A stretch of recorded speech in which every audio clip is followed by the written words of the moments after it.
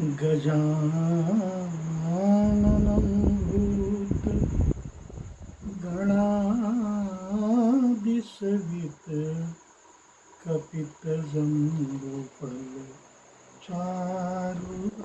भूतगणादिसेवितकपितजम्बूफलचारुभक्षणम् उमासुतं शोकविनाशकारकम्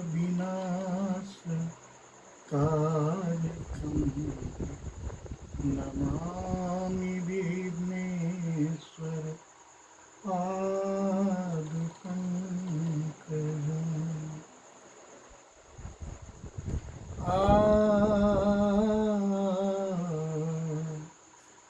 एहि ते कवन व्यथा बलवाना,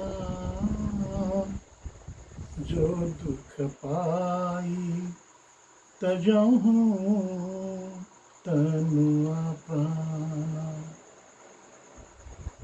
गई मूर्छा तब भूपति जागे, बोली सुमंत्र कहन यस लागे।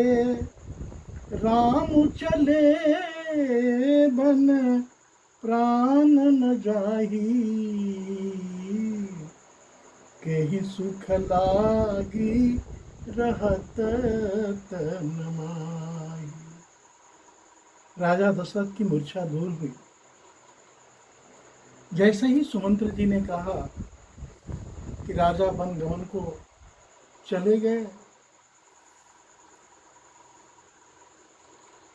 राजा दशरथ कह रहे हैं,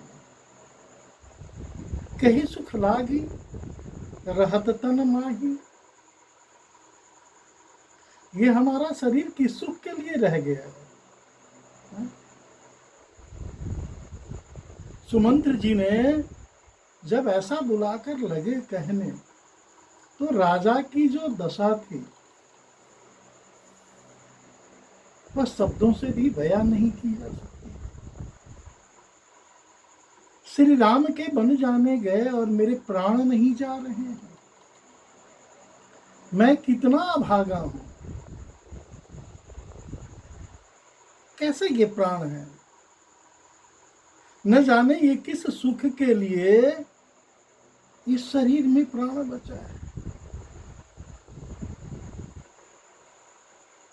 ये पुत्र प्रेम नहीं है। ये पुत्र प्रेम के साथ साथ प्रभु राम के प्रति राजा दशरथ की जो भक्ति है, यह प्रसंग यह दर्शाता है हम सबों को। सुठ सुकुमार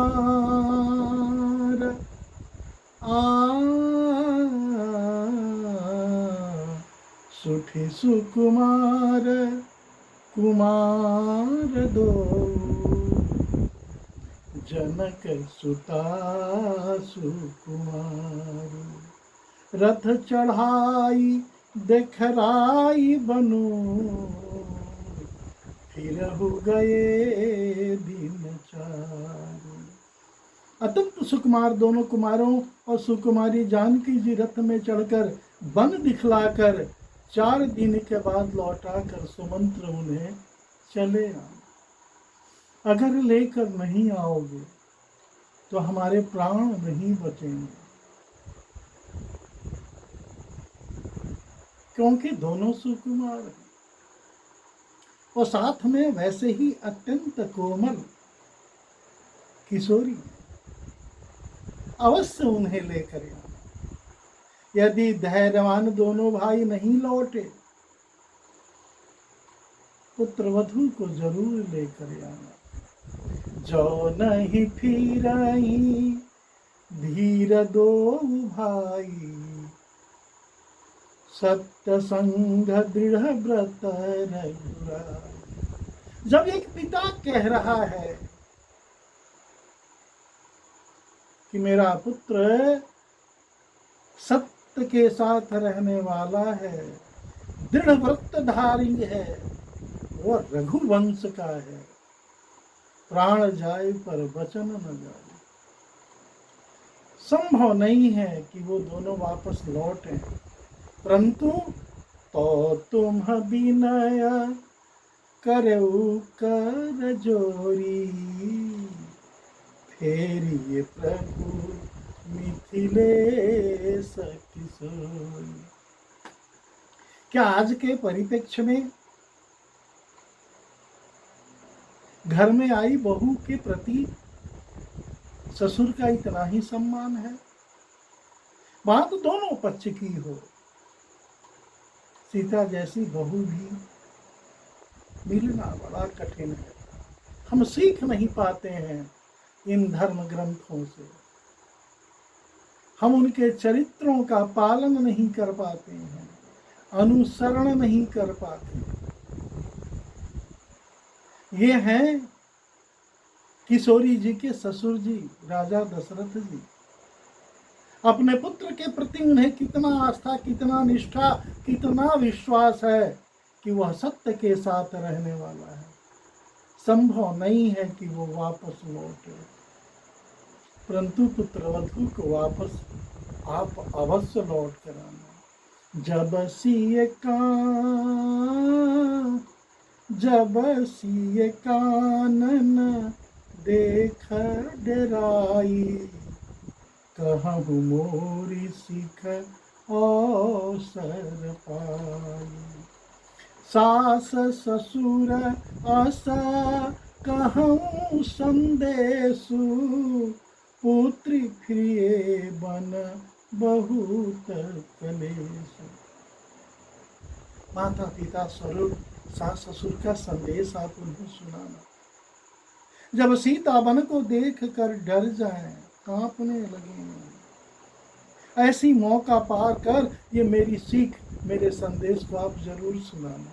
तब जब वो डर जाए, जंगल को देखकर, जंगल के जानवरों को देखकर, तुम्हारे सास और ससुर ऐसा संदेश कह रहे थे, इसलिए है मिथिलेश कुमारी, हे जनक नंदनी, आप वापस अवध को लौट चले। तुम लौट चलो, वन में बहुत कलेश है, बहुत तकलीफ है, बहुत दुख है।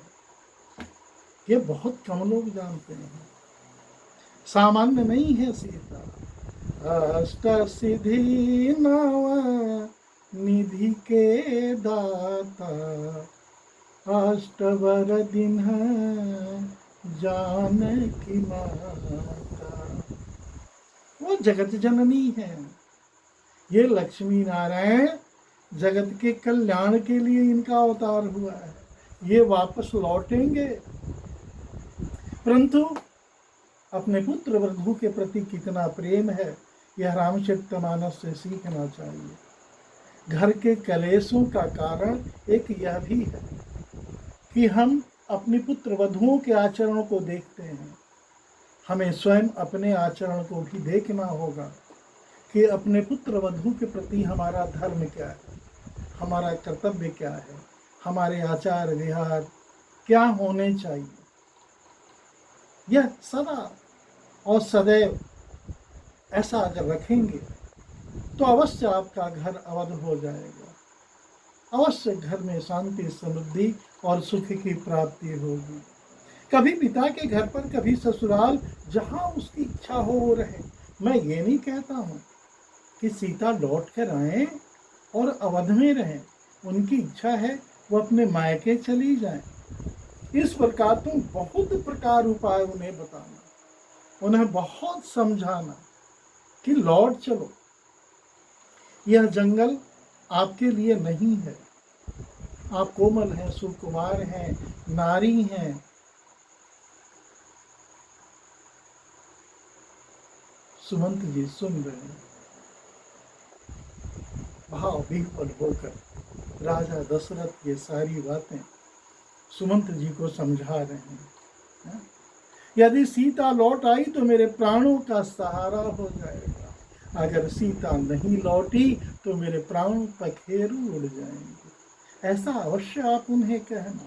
नाही तमोर मरम परिणाम, कछु न बसाई भये विधि बामा। अस कही मूर्छी परामहि राऊ, राम लखन सिए आने दिखा। नहीं तो अंत में मेरा मरण ही होगा, मेरी मृत्यु निश्चित जानना। विधाता विपरीत होने पर भी कुछ वश नहीं चलता।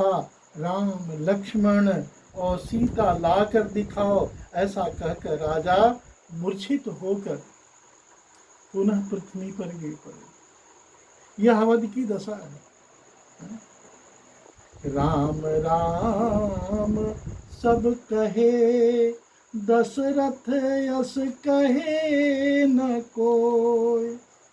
जो दशरथ यस राम कहे, दुख काहे को है। ऐसा भक्ति, ऐसा वैराग्य, ऐसा स्नेह प्रभु के प्रति होना चाहिए। पाई रजाय सुनाई सिरु, रघुवती बेग बनाई।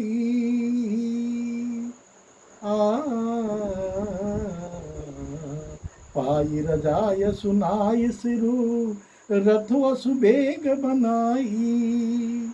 गयउ जहाँ बाहर नगर, सिए सहित दुर्भाई। ऐसे रथ को सजाया गया। अवध के महल और नगर से तो दोनों भाई निकल चुके हैं, साथ में किशोरी जी भी निकल चुकी हैं। सुमंत्र जी राजा की आज्ञा पाकर सिर नवाकर और बहुत जल्दी रथ जोड़कर वहां पहुंच गए जहां राम लखन और मैया सीया हैं। तब जहां पहुंचकर सुमंत जी ने राजा के वचन से रामचंद्र जी को सुनाया, उनकी दंड दशा को उन्होंने बताया कि आपके पिता की ऐसी स्थिति हो गई है। विनती करके उनको रथ पर चढ़ाया। सीता जी दोनों भाई रथ पर चढ़कर हृदय में अयोध्या को लोगों ने प्रणाम किया। अयोध्या को रक्षा जो स्वयं जगत की रक्षा करने वाला हो, वो परम परमात्मा से स्वयं विनम्रतापूर्ण आग्रह और निवेदन कर रहे हैं कि अवध की रक्षा करना। धन्य है राम की मर्यादा, धन्य है मर्यादा पुरुषोत्तम राघवेंद्र कौशलेंद्र, धन्य है आप गुरु वशिष्ठ से कहते हैं कि अवध को देखना। आप दास दासियों के प्रति आपकी इतनी कृतज्ञता, इतनी प्रेम, इतनी स्नेह। गुरु वशिष्ठ से कहते हैं मैं जा रहा हूं, आप इन दास दासियों पर विशेष ध्यान रखना, इन्हें किसी तरह की तकलीफ नहीं होनी चाहिए। सुमंत्र जी प्रभु राम को समझाते हुए रथ पर बैठाए और सुनाए। दोनों भाई रथ पे चढ़े। अयोध्या और अवधपति को वहीं से उन्होंने माता को प्रणाम किया। रामचंद्र जी जाते हुए अयोध्या अनाथ हो गई। सनाथ अयोध्या आज अनाथ हो चली है। सब लोग व्याकुल होकर उनके साथ हो गए, दौड़ पड़े। विरह की व्यथा शब्दों से व्यक्त नहीं की जा सकती। कृपा करके समुद्र श्री राम उन्हें बहुत तरह से समझाते हैं, लेकिन प्रभु राम दृढ़ प्रतिज्ञ है। जहां राजा दशरथ कह रहे हैं सत्य दृढ़ प्रतिज्ञ, रघुवंश का जन्म लिया हुआ यह राघव है। उम्मीद नहीं है कि वह वापस लौट सकता है। कृपा आग्रह पे आग्रह सुमंत जी कर रहे हैं। अयोध्या की ओर लौट जाते हैं, परंतु प्रेम वश बार बार उनकी मस्तिष्क हृदय अयोध्या के प्रति, पुनः संकल्प के प्रति, संकल्प और विकल्प मन में जो चल रहे हैं, तरंगे जो उठ रही हैं, उस तरंगों का क्या कहा जाए। अयोध्या पूरी बड़ी डरावनी लग रही है, जहां पेड़ पौधे जानवर तक व्याकुल हैं, विरह में हैं। मानो अंधकारमयी काल रात्रि अयोध्या को ग्रसने के लिए तैयार हो गई है। नगर के नर नारी भयानक जंतुओं के समान एक दूसरे को देख रहे हैं। ऐसा लग रहा है एक दूसरे से लोग डर रहे हैं। यह अयोध्या की हालत है। घर शमशान जैसा लग रहा है।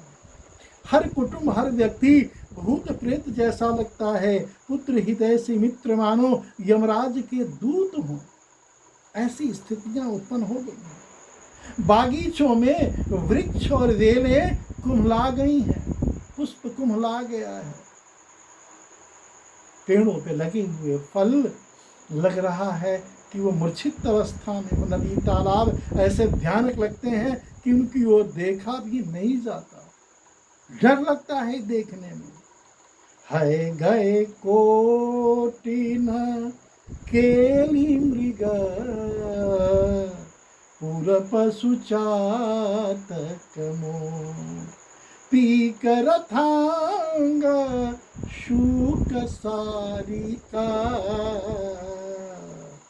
सारस हम सचको। करोड़ों घोड़े हाथी खोलने के लिए पाले हुए हिरन, नगर के गाय बैल बकरी आदि पशु, पपीहे मोर कोयल चकते तोते मैना सारस हंस और चकोर, जितने पंछी और जानवर हैं, ये सभी विरह से व्याकुल हैं। रामचंद्र जी के वियोग में सभी लोग व्याकुल हैं। जहां तहां ऐसे चुपचाप स्थिर होकर सभी खड़े हो गए। वो खालना और जुगाली करना भूल गए।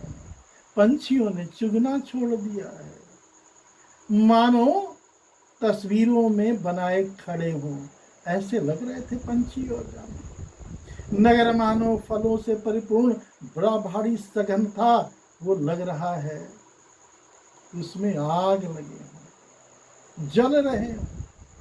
नगर निवासी सब स्त्री पुरुष, बहु से पशु पक्षी, अर्थात अवधपुरी अर्थ धर्म काम मोक्ष चारों फलों को देने वाली नगरी थी।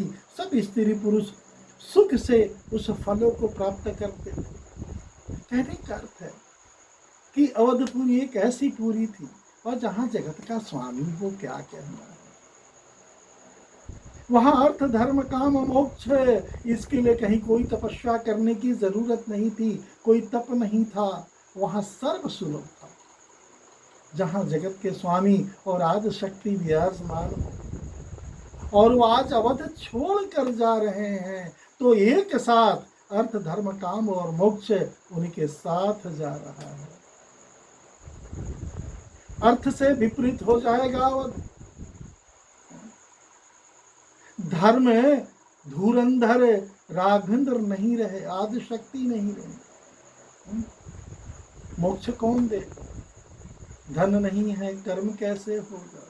तो अर्थ धर्म काम और मोक्ष यह अवध में प्रभु राम के जाते ही उनके साथ चले गए।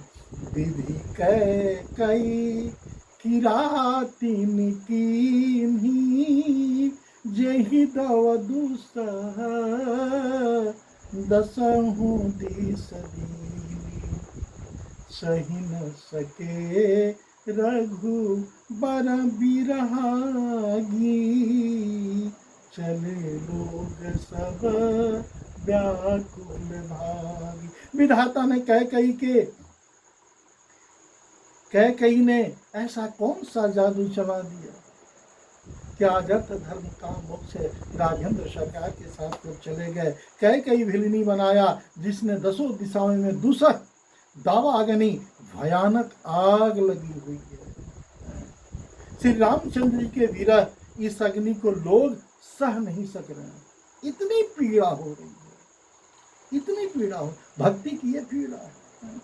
सब लोग व्याकुल होकर इधर उधर भाग रहे हैं। सबने मन में विचार कर लिया कि श्री राम जी, लक्ष्मण जी, सीता जी के बिना हम सुखी नहीं रह सकते। जब उनके बगैर सुखी नहीं रह सकते, आनंद नहीं हो सकता है, तो अवध में क्यों रहेंगे? जहाँ श्री राम जी रहेंगे वहीं हम लोग भी रहेंगे और वही सारा समाज रहेगा। रामचंद्र जी के बिना अयोध्या हम लोगों का कुछ काम नहीं है, बेकार है, वह मिट्टी से भी बदतर है। ऐसा विचार दृढ़ करके देवताओं को भी दुर्लभ सुखों से पूर्ण घरों को छोड़कर, जिससे अवध में तमाम वैभव थी, भौतिक संसाधन से लेकर आध्यात्मिक संसाधन तक किसी वस्तु का अभाव नहीं था अवध के घरों में।